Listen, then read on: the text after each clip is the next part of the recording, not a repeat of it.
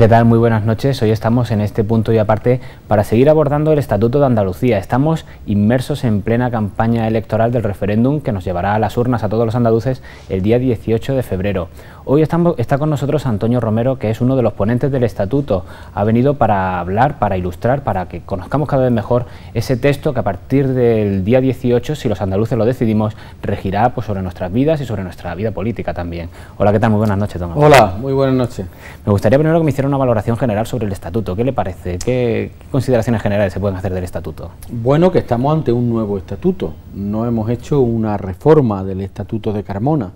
Prueba de ello es que el Estatuto de Carmona tiene 75 artículos y el Estatuto que vamos a someter a referéndum el próximo 18 de febrero tiene nada menos que 250 artículos. Luego estamos ante un nuevo Estatuto de Autonomía que nos da herramientas, recursos jurídicos, políticos, mandatos a los poderes públicos de la comunidad autónoma para hacerle frente a los retos de la Andalucía moderna, a los retos del siglo XXI. Luego estamos ante el Estatuto del siglo XXI. Yo resumiría en 4 razones las importantes para votar que sí a este Estatuto en esta campaña del referéndum. La primera es que nos da más poder andaluz, más competencia y más recursos, incluidas las aguas del Guadalquivir.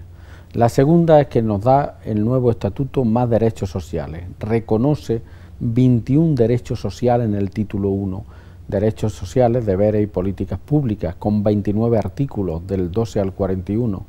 Nos da más poder para los ayuntamientos y más financiación. Es un estatuto que en el título 3, Organización Territorial de la Comunidad Autónoma, aprueba la asignatura del municipalismo, que no tenía nada en referencia ninguna en el estatuto anterior de Carmona.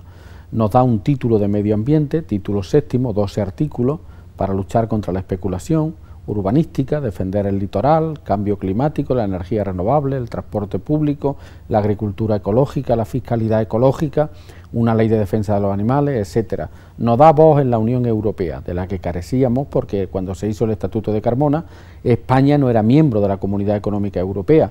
Hoy se toman decisiones en Bruselas que afectan a nuestra vida cotidiana, la OCM del tabaco, de la remolacha, del aceite de oliva, del olivar, la homologación de títulos universitarios, el transporte de las redes de transporte, los convenios de pesca, etcétera, etcétera. Es muy importante. Luego tenemos un estatuto que nos da más poder andaluz, más derechos sociales, aprueba la asignatura del municipalismo y es un estatuto más municipalista, es más verde y más ecológico y nos da voz en la Unión Europea. Todas esas razones explican que este nuevo estatuto, con 250 artículos, que nos da un modelo de financiación solidario por población y nos garantiza el cobro de la deuda histórica, hace que la gente tenga que ir a las urnas para tener una gran participación, que es nuestra gran preocupación. Usted ha participado muy activamente en la elaboración del documento y llegar a un consenso ha sido muy difícil, se han tardado casi 2 años en elaborar, en redactar todo el estatuto. ¿Hay alguna cosa, a pesar de que ya hay consenso y de que Izquierda Unida apoya el estatuto, ¿hay alguna cosa en la que pueda ser mejorable el estatuto? Bueno, el estatuto es mejorable como toda obra humana, es manifiestamente mejorable, pero hemos alcanzado un gran acuerdo. El estatuto tuvo 2 etapas, una etapa de tramitación andaluza, donde tuvimos la audiencia y la comparecencia de 54 organizaciones sociales que fueron allí, desde los sindicatos, la ONG, las cajas de ahorros, la patronal andaluza, para hablar del estatuto y de lo que debería tener el estatuto según los distintos colectivos, que fue muy importante este preámbulo, porque da la impresión de que lo hemos hecho los 11 diputados de la ponencia, encerrados en 4 paredes, con el asesoramiento de juristas especializados. No es verdad. Lo hemos hecho con un nivel de comparecencia de la Andalucía organizada muy amplio. Y luego el estatuto cruzó Despeñaperros con los votos de Izquierda Unida y del PSOE. Si Izquierda Unida no lo hubiese votado, no tendríamos hoy estatuto, porque el PA votaron que no en el estatuto, en el trámite andaluz, y el PP también. Pero que cruzara Despeñaperros y se depositara en las Cortes Generales fue muy interesante, porque ahí se incorporó en el último tramo el Partido Popular y conseguimos en el Congreso de los Diputados unanimidad, solo 2 abstenciones del Bloque Nacionalista Gallego, y en el Senado pues, prácticamente unanimidad, solo una abstención de un senador del Bloque Nacionalista Gallego. Por lo tanto no hubo ningún voto en contra y eso significa que tenemos un gran estatuto. Para nosotros, para Izquierda Unida, pues nos hubiera gustado perfilar algunos temas más.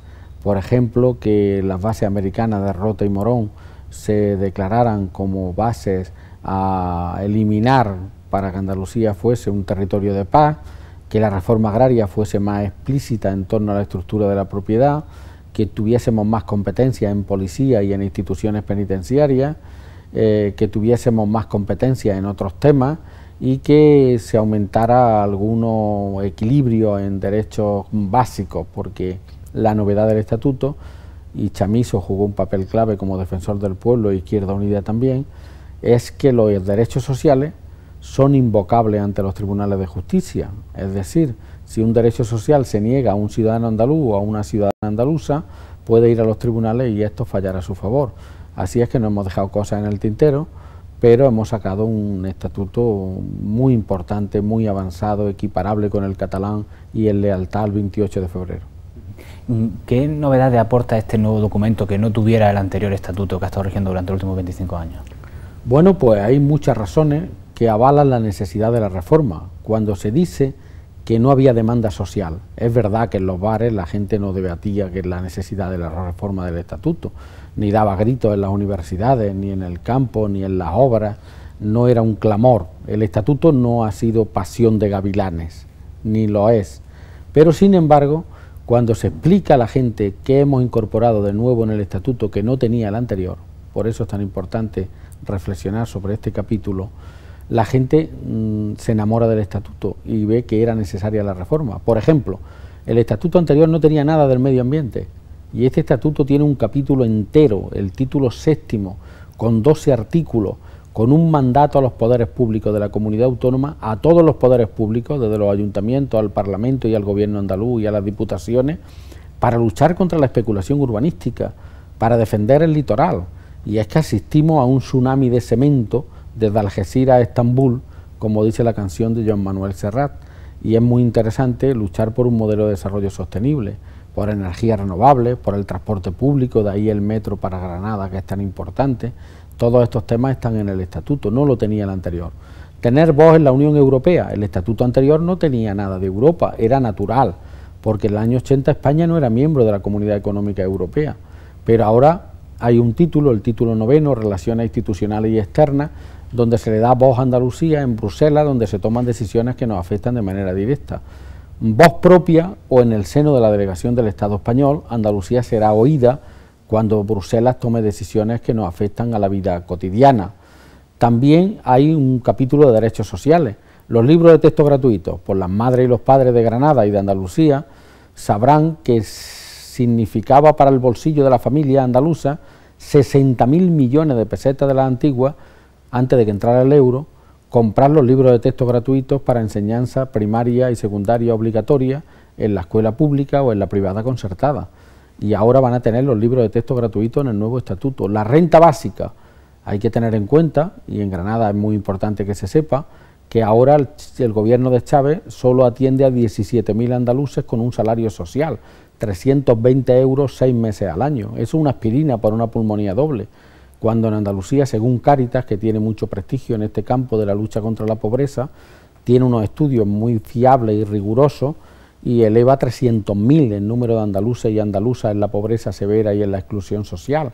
Pues van a tener una renta básica, o el derecho a una muerte digna, que no es el derecho a la eutanasia, pero sí es el derecho a que un testamento vital ante los médicos y la familia hagan que una persona en su tramo final no se le prolongue una agonía dolorosa e indigna con materiales artificiales y tuberías médicas que hacen que sea un final de degradación para el ser humano.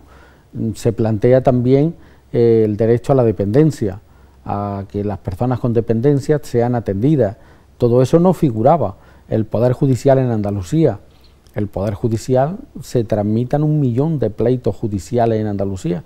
La gente sigue sin hacerle caso a ese sabio proverbio gitano que dice pleitos tenga aunque los gane. La gente va a pleitear cada vez más y sin embargo tenemos solo 792 jueces y todo eso está en el Estatuto Nuevo. Por lo tanto, en el Estatuto anterior no estaba, hace 25 años había otras demandas, ahora hay unas demandas nuevas de la sociedad moderna y era necesaria la reforma y el nuevo estatuto.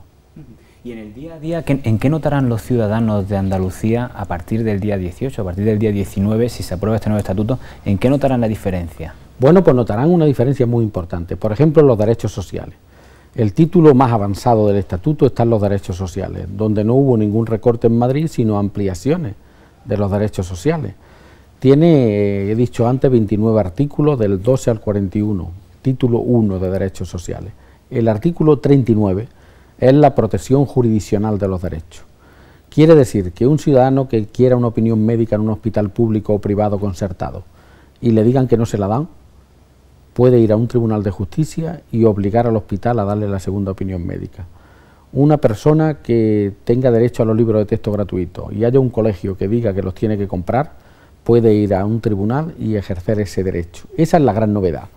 Y fuimos muy adelantados, porque en la República Francesa se ha abierto un debate ahora sobre la movilización de los llamados hijos de Don Quijote para defender a los sin techo en París y en las ciudades francesas, y van a promulgar una ley en el 2012 donde los tribunales condenen a la República a dar una vivienda digna a aquellos ciudadanos que merezcan una vivienda digna. Por lo tanto, es una protección jurisdiccional de los derechos. Hay que ilustrar aquí con una anécdota de un ciudadano inglés que se dirigió a un juez diciendo: como en el Reino Unido se reconoce el derecho al matrimonio y yo no encuentro ninguna mujer para casarme, me dirijo a su señoría para que establezca que una mujer se case conmigo y se cumpla el derecho al matrimonio. Y el juez, en esa cultura jurídica anglosajona, le contestó con una sentencia muy elaborada, agradeciéndole al ciudadano que se hubiera dirigido a él a la tutela de su juzgado, que era verdad que había un derecho al matrimonio reconocido en la legislación del Reino Unido, que le extrañaba que no encontrara mujer, habiendo más mujeres que hombres en el Reino Unido y en el mundo, pero que no era posible fallar a su favor ni atender su demanda, porque era un derecho que requería